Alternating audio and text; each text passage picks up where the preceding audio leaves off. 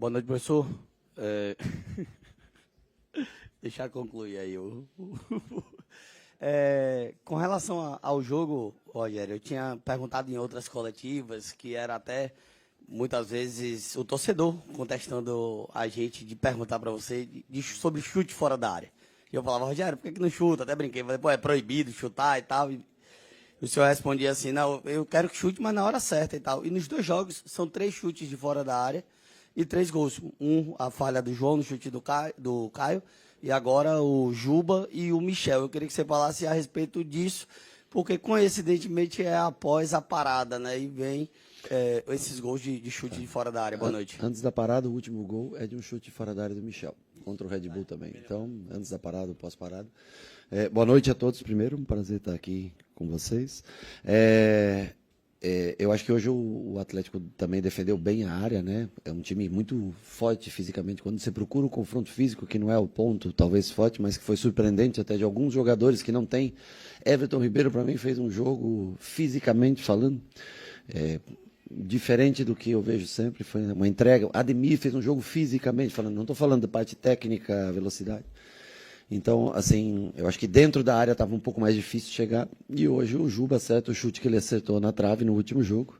E o Michel faz mais um gol, até muito parecido, a posição de chute muito parecida do gol contra o Red Bull, contra o Red Bull Bragantino. Quando você não encontra um espaço dentro da área, quando você não tem, é sempre importante você finalizar, mas escolher, logicamente, o momento certo para fazer essa finalização. Hoje tivemos mais sorte do que no último jogo, porque no último foi uma falha, né, do goleiro. Hoje foram chutes com merecimento, que entraram bolas praticamente indefensáveis. Boa noite, Rogério. Aliás, bom dia, né? Você falou na última coletiva sobre o Thiago e o Lúcio Rodrigues. Você disse, não necessariamente o Thiago vai ter que ser em todos os jogos aquele jogador para substituir o William José. Hoje, Lúcio Rodrigues, em função do adversário, do sistema defensivo do adversário, principalmente dos dois zagueiros, a força física? Na verdade, eu acho que eu falei na última coletiva que o Lúcio ia ser usado pelo lado e que eu via ele mais até como 9. O William tomou uma pancada no pé, no intervalo, e estava com um pouco de dor, e nós optamos por... O Lianco caçava muito o Jean Lucas individualizado. Na hora que o volante saltava no Juba, o Lianco saltava e ficava um espaço muito grande com Pulga, mas era o William José. E o William José, para atacar espaço, tem certa dificuldade. Então, nós preferimos um jogador de mais velocidade, mais ataque ao espaço, porque estava difícil hoje jogar, né? Foi um jogo acho que o jogo de menor número de passes que nós tivemos. O Atlético marcou muito forte durante boa parte do jogo, até que cansou um pouco também no final.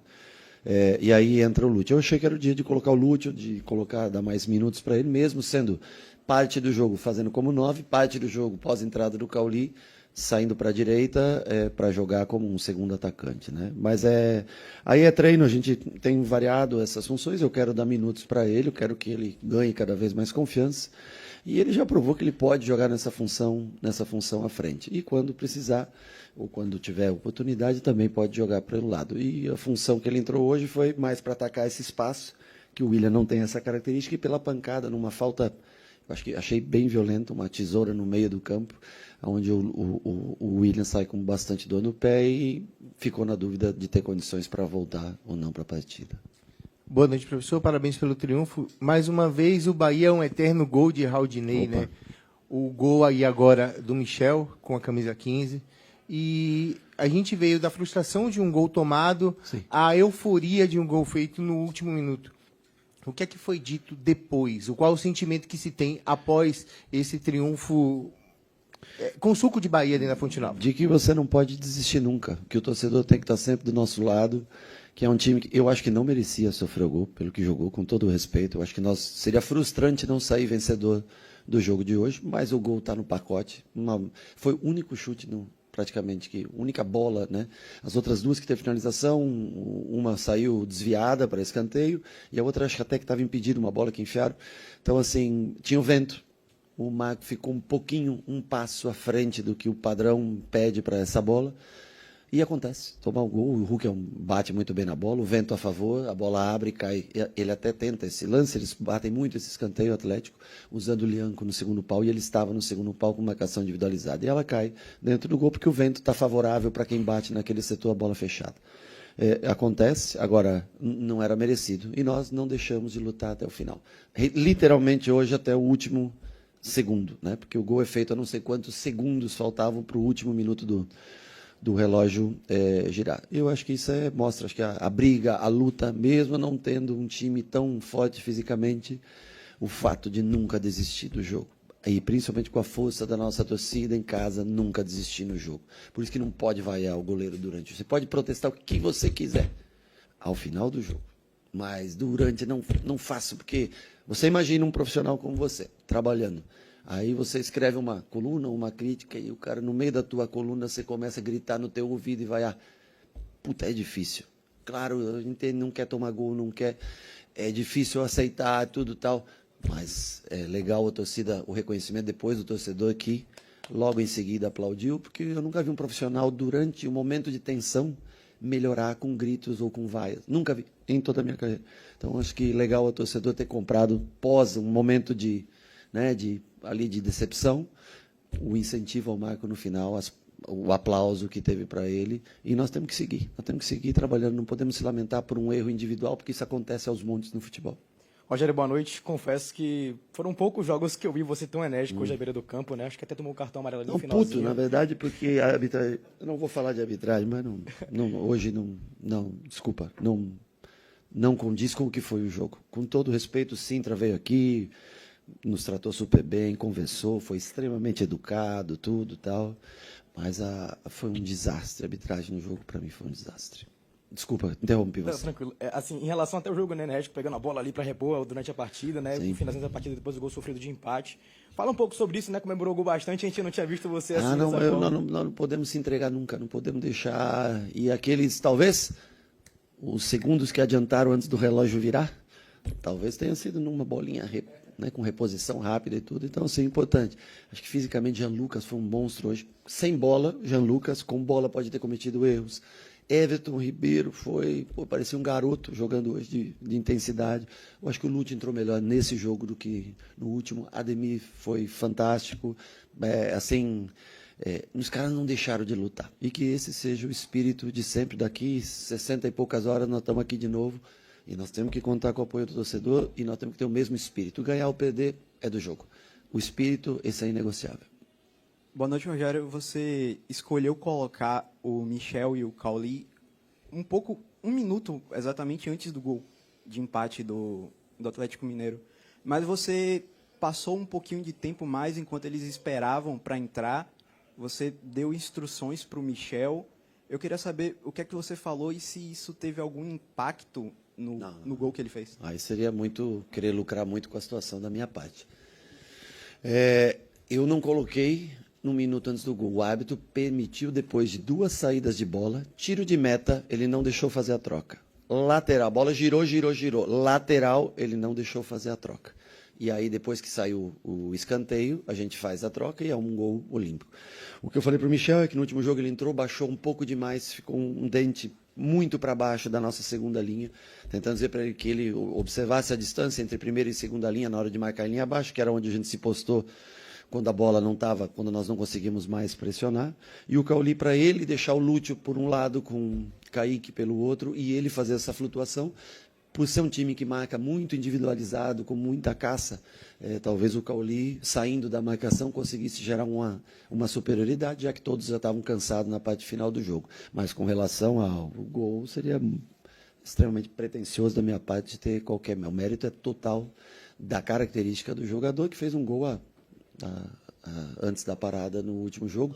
Acho que é o 5º gol que ele faz nos últimos jogos. Eu acho que ele tem... Se você for fazer uma média, tá? Eu não parei para calcular, mas em minuto jogado, gol feito talvez seja o melhor índice que nós temos de gol, o do Michel Araújo. Professor Rogério, boa noite, parabéns pelo triunfo. O Thiago Tolentino do Bahia Notícias. Quero entrar um pouquinho com você nessa onda, né, do Superman e fazendo um simbolismo com o jogo, né? O Bahia teve força, né, para poder vencer o jogo. Talvez ali visão raio-x para achar os espaços. Uma certa criptonita, que foi a arbitragem, como você falou. Mas, parafraseando, né, o slogan Olhe para Cima, o Bahia desse ano é um Bahia que, de fato, mira o topo, né? O que a gente pode esperar desse Bahia que tem hoje 6 triunfos consecutivos, né? Eu não posso te dizer o que a gente mira a longo prazo. É muito jogo a cada 3 dias. Nós tentamos, E nós vamos mirar sempre tentar vencer aquilo que a gente tem de mais próximo, tentar achar boas formações e ter energia para competir a cada jogo. Aí o que vai dar lá na frente eu falo aqui, às vezes as pessoas interpretam, ficam chateadas, que tem 4 torneios e que você pode ter frustrações, e é a grande realidade para a maioria. Há 1, 2 aí que vão ficar felizes no final do ano, o resto, em matéria de títulos, o resto vai estar extremamente frustrado. Eu acho que a criptonita vem do menino de verde, que é o Hulk, que bate o escanteio, né? E ali o super-herói, enquanto o super-herói leva uma pequena vantagem, mas o super-homem, como vocês sabem, sempre resiste até o final. Oi, Rogério, boa noite. Clara, TNT Esportes. Eu queria aproveitar justamente para falar um pouco de férias, né? Tô de férias. Vida boa, no calor, né? Aproveitando Viu teu Paris pouquinho. Saint-Germain ser campeão, jogou até a final, parabéns. E agora vendo o triunfo do Bahia também. Eu queria te perguntar justamente sobre essa ação, porque o Bahia vive um momento de reconstrução do seu protagonismo e também da autoestima. Sim. Então, quanto que é importante ações como essa, o Bahia entrar em campo com uma parceria de alcance mundial para esse momento do Bahia? E, claro, o que é que você achou da camisa? Eu vou ser sincero, eu acho que é colocar o nome do clube. Se você for olhar, o mundo inteiro deve repercutir algo assim. Eu acho, para mim, a imagem mais marcante que vocês podem ilustrar é o momento que toca o hino com os mascotes com a capa do Super. Achei isso, para mim, com a luz de fundo, a fumaça que sai ali com luz, e aquela imagem, para mim, vai ser foto de capa de alguma coisa amanhã. Você vai usar, talvez, no teu é muito moderno para mim, como é que escreve? Não, na tua coluna lá que você fala, que seja diariamente, tricolor, tudo. Eu acho que vai ser uma foto muito usada porque é uma campanha espetacular, o vento batendo justamente as crianças de frente, para você ver como presta atenção no vento. A própria capa das crianças indica o vento na hora do escanteio, que o vento está para cá. E eu acho que vai ser muito bacana. Hoje até minhas filhas foram assistir Super-Homem, aonde elas moram, nos Estados Unidos, e foram, antes do jogo, elas estavam no cinema assistindo. Então, eu acho que hoje eu vi já, antes de começar o jogo, muita gente com essa camisa aqui. Beleza estética, não vou entrar muito em detalhes, mas em matéria de estratégia, de marketing, de colocar o nome Bahia cada vez mais se alastrando no mundo, eu acho que foi sensacional. Boa noite, Rogério Ceni, Linho Santana, do Portal Notícias no Ar. Eu acho a frente mais bonita do que as costas da camisa. Boa noite novamente. Desculpa. Não, sem problema. Existem partidas que são consideradas partidas para serem esquecidas, algumas pessoas falam, e outras para serem lembradas. Na minha opinião, hoje, talvez tenha sido a partida mais difícil que o Bahia fez na temporada, a nível de jogo físico, de marcação. A nível de treinamento, a nível de colocar situações como partidas como essa, a nível de treinamento, até que ponto é importante essa partida ser lembrada e mostrar para os jogadores o comportamento como deve ser para se lidar com essas situações dentro de campo? Eu acho que em nível de treinamento, a gente vem exigindo o máximo deles, principalmente naqueles 8 primeiros dias, de sábado a sábado, que nós trabalhamos de maneira consecutiva. Primeiro, eles se cuidaram, eu acho que chegaram muito melhor do que chegaram em janeiro. Primeiro, porque o período é mais curto. Segundo, porque na segunda semana foi passado alguns exercícios para que eles pudessem não relaxar, porque o tempo seria curto, senão nós não conseguiríamos dar as 2 semanas, de descanso que eles mereciam. Eu fiquei impressionado hoje na competitividade, porque nós jogamos às 72 horas. Isso me impressionou. O Ademir aguentar até o minuto 70 e pouco, o Everton até o 70 e pouco, e o Everton, se quisesse deixar ele mesmo até o fim, né? É porque a visão do Super-Homem disse que tinha que colocar o Michel, porque era ele que ia chutar e fazer o gol. Estou brincando. Mas, assim, me impressionou a parte física hoje do time. O Atlético é um time que marca forte, pesado, de muita estrutura física. Então, isso me surpreendeu muito positivamente no dia de hoje. Que a gente não pare por aqui também, que não acho que chegou, porque daqui a pouquinho nós temos jogo de novo, temos que se recuperar, descansar amanhã, trabalhar segunda, se preparar para o jogo terça. Boa noite, Rogério. O jogo de hoje ele foi bem simbólico também.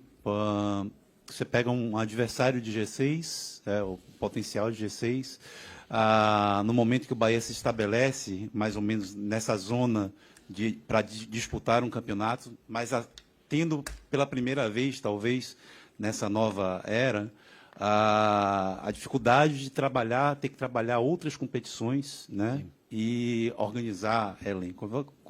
Esse simbolismo todo dessa partida de hoje, ele já perguntou sobre o carregar dessa partida, mas na tua cabeça traz muito para o restante da temporada a maneira de encarar uma partida como um autêntico representante de um G6 do Campeonato Brasileiro? Com as mesmas dificuldades dos outros times? Eu espero que sim, mas o futebol é muito efêmero, é muito, assim... O duro do futebol é que o que você constrói hoje, você pode trazer para o teu lado psicológico, relação torcida e atleta, que é o que mais vale. Esse é o maior valor que tem o futebol, relação torcida-atleta.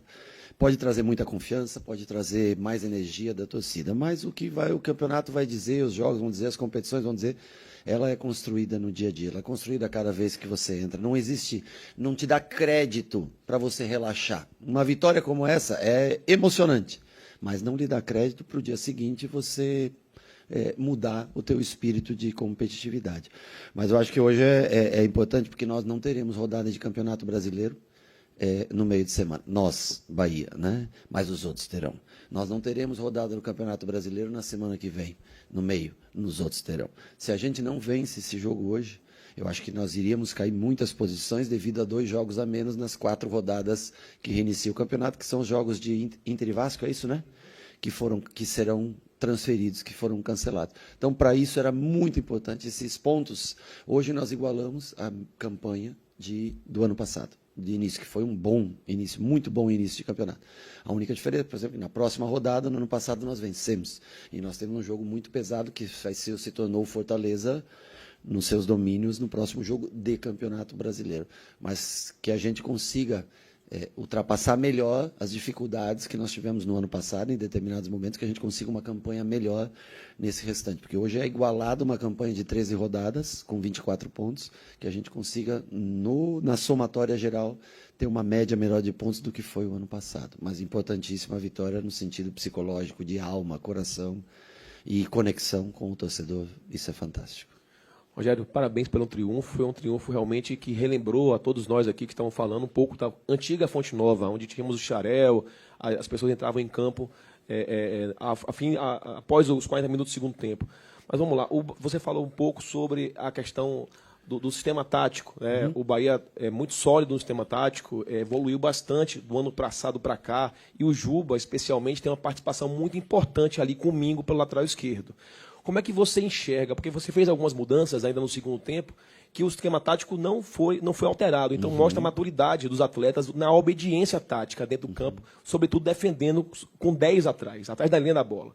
Como é que você enxerga a posição de Juba ali, a participação do Juba, do Jean Lucas, a lateral esquerda do Bahia, nessa solidez tática que você demonstra em 2025? Bom, o Juba hoje, vou ser honesto com você, o primeiro do tempo do Juba foi abaixo do que ele costuma jogar. Espanou algumas bolas, um pouco, as bolas de cabeça ele errou algumas, mas numa média geral o Juba vem sendo um dos grandes jogadores do Bahia.